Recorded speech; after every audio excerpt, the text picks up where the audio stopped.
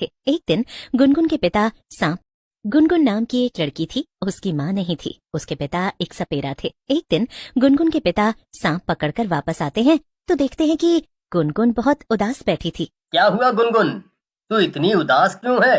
किसी टीचर ने आज डांटा है क्या? नहीं पिताजी, टीचर ने कुछ नहीं कहा, मगर मगर वो मोनू। क्या कहा मोनू ने? फिर से तेरा उससे झगड़ा हुआ क्या?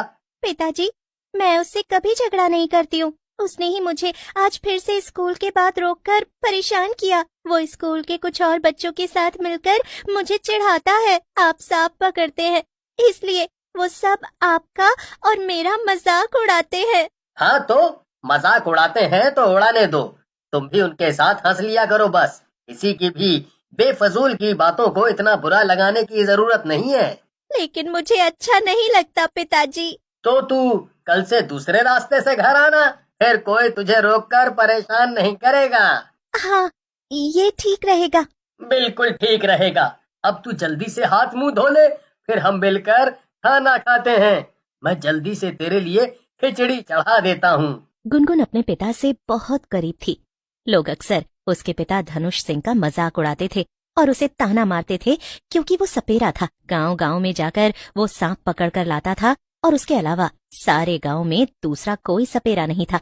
गुनगुन, तूने खाना खा लिया है ना? अब आराम से सो जा। मुझे आज रात में दूसरे गांव जाना पड़ेगा। क्या? आपको इस समय क्यों जाना है पिताजी? अब तो रात होने वाली है ना? हाँ बेटा, आज इसी समय जाना पड़ेगा क्योंकि दूसरे गांव जाना है और अभी निकलूंगा तब पहुंच पाऊंगा।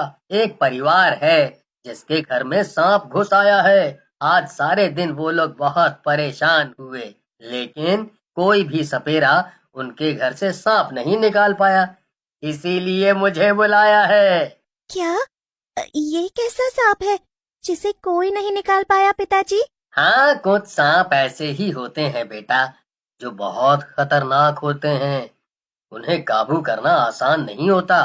तो फिर आप कैसे करेंगे पिताजी? इसमें तो बहुत खतरा है ना? नहीं बेटा, ऐसा नहीं है। तू अभी अपने पिता को अच्छे से नहीं जानती है। मैं बहुत कुशल सपेरा हूँ। खतरनाक से खतरनाक सांप भी मुझसे नहीं बच सकता। मैं सबको काबू कर सकता हूँ। ओह, तो इसीलिए उन्होंने खास आपको बुलवाया है। मुझे आप पर बहुत गर्व है पिताजी। आप बहुत मेहनती और कमाल के सपेरे हैं। अपनी बेटी के मुंह से ये बात सुनकर धनुष सिंह को बहुत खुशी होती है। लोग उसका चाहे जितना भी मजाक उड़ाएं, लेकिन आज जब उसकी बेटी ने उसकी तारीफ की और कहा कि उसे गर्व है, तो धनुष सिंह को बहुत खुशी हुई। अच्छा बेटा, मैं अब जा रहा हूँ, तुम अपना ध्यान रखना। इतना कहकर धनुष सिंह चला जाता है और पीछे से गुनगुन घर के सारे दरवाजे बंद कर लेती है और लेट जाती है। थोड़ी ही देर में उसे नींद भी आ जाती है, लेकिन अचानक से आधी रात को उसकी नींद खुल जाती है। उसे ऐसा लगता है कि जैसे उसके पैरों के पास कोई चीज है। उठकर जब वो देखती है तो उसके होश ही उड़ जाते हैं। हाँ, ये क्या? सांप! सांप!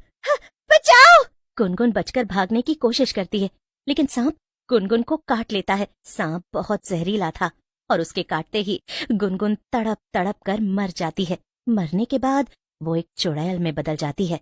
ये क्या? ये सब कैसे हो गया? आखिर ये सांप मेरे घर में कहाँ से आ गया? ये सब कोई इत्तेफाक नहीं हो सकता है। नहीं, जरूर किसी ने ये सब जानबूझकर किया है। मेरी जान किसी ने जानबूझकर ली है, लेकिन मैं कैसे पता करूं कि ये सब किसने किया है? तभी धनुष सिंह वापस घर आ जाता है। वो आज बहुत खुश था क्योंकि उसने बहुत खतरनाक सांप को पकड़ा था। उसे देखकर चुड़ैल तुरंत छुप जाती है। अरे, पिताजी वापस आ गए। अब मुझे यहीं छुपे रहना पड़ेगा, वरना ये मुझे ऐसे देखकर डर जाएंगे। गुनगुन, कहाँ हो बेटा? आज मैं बहुत खुश हूँ। मुझे आज काम के लिए ज्यादा पैसे मिले हैं। मैं कल तुम्हें कुछ अच्छा खिलाऊंगा। कहाँ हो तुम? चुड़ैल ये सब सुनकर बहुत दुखी हो रही थी। बेचारे मेरे पिताजी कितने खुश हैं, और अभी इन्हें मालूम पड़ेगा कि मैं अब मर चुकी हूँ तो इन्हें कितना दुख होगा। चुड़ैल जो सोच रही थी वही हुआ।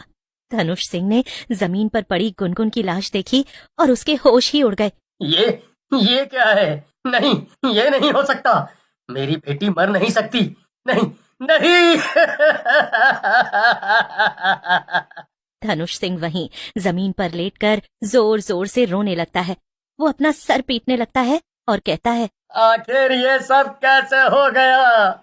मेरी बेटी का शरीर नीला पड़ा हुआ है। जरूर इसे किसी बहुत जहरीले सांप ने डस लिया है। लेकिन लेकिन घर में सांप कैसे आ सकता है? मुझे तो कुछ समझ ही नहीं आ रहा है। धनुष सिंह बहुत देर तक जोर जोर से रोता है और फिर वो एकदम से खड़ा होता है।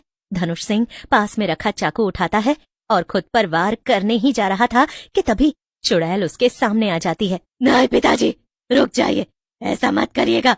चुड़ैल को देखकर धनुष सिंह बहुत डर जाता है।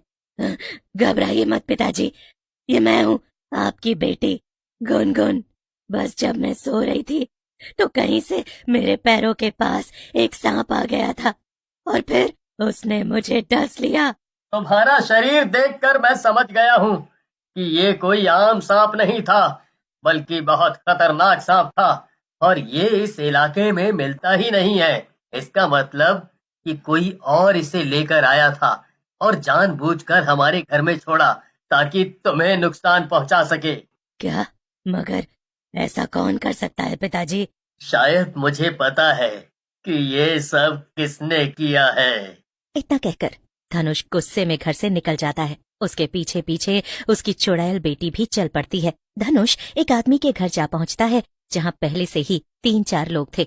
उस आदमी का नाम धम्मुक था। वो भी पेशे से एक सपेरा था। धनुष को गुस्से में देखकर धम्मुक हंसने लगता है। क्या हुआ धनुष भाई? आज बड़े गुस्से में लग रहे हो। मुझे बहुत अच्छे से पता है कि तुम ही वो हो जिसने मेरे घर में वो जहरीला सांप भेजा और मेरी बेटी को मार दिया। अरे वाह, तुम्हारा दिमाग तो बहुत अच्छा चलता है। हाँ, तुम एकदम ठीक कह रहे हो धनुष। मैंने ही मारा है तुम्हारी बेटी को। गुस्से में धनुष हमला करने के लिए आगे बढ़ता है, लेकिन धम्मुक सेठ के आदमी धनुष को उठाकर दूर फेंक देते हैं। लेकिन अब चुड़ैल सामने आ जाती है। वो सबसे पहले सामने रखे सांप को उठाती है और अपने गले में लपेट लेती है। अचानक से वो एक नागिन चुड़ैल में बदल जाती है। ये सब देखकर वहां खड़े सभी लोग दंग रह जाते हैं। लेकिन नागिन चुड़ैल धम्मुक सेठ को अपनी पूंछ से जकड़ लेती है। धम्मुक सेठ, तूने अच्छा नहीं किया। तूने एक ही रात में मेरा पूरा परिवार उजाड़ दिया। अब देख मैं तेरे साथ क्या करती हूँ। इतना कहकर नागिन चुड़ैल धम्मुक सेठ को एक कोने में पटक देती है। उसे ऐसा करते हुए देखकर धम्मुक सेठ के सारे आदमी 9-11 हो जाते हैं। अब वहां पर सिर्फ धम्मुक सेठ, नागिन चुड़ैल और उसके पिता धनुष सिंह मौजूद थे। नागिन चुड़ैल धम्मुक सेठ के घर के अंदर जाती है और उसकी पत्नी और दोनों बच्चों को अपनी पूंछ में जकड़कर बाहर ले आती है। अपने परिवार को ऐसे तड़पते हुए देखकर धम्मुक सेठ की आंखों में आंसू आ जाते हैं। अब तो बस तू देखता जा।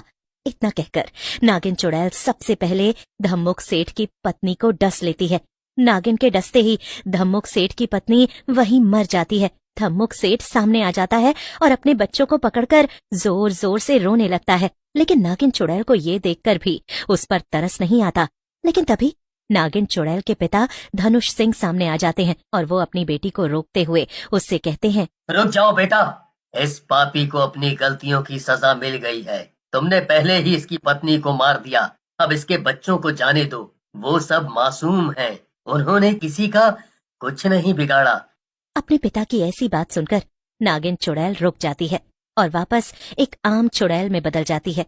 वो अपने पिता से कहती है, ठीक है पिताजी, अगर आप यही चाहते हैं तो मैं इसे छोड़ दूंगी। ये कहकर धनुष सिंह अपनी बेटी से अलविदा लेता है और नागिन चुड़ैल हमेशा हमेशा के लिए गायब हो जाती है। धनुष सिंह उसे माफ भी कर देते हैं और चैन से अपना जीवन जीने लगते हैं।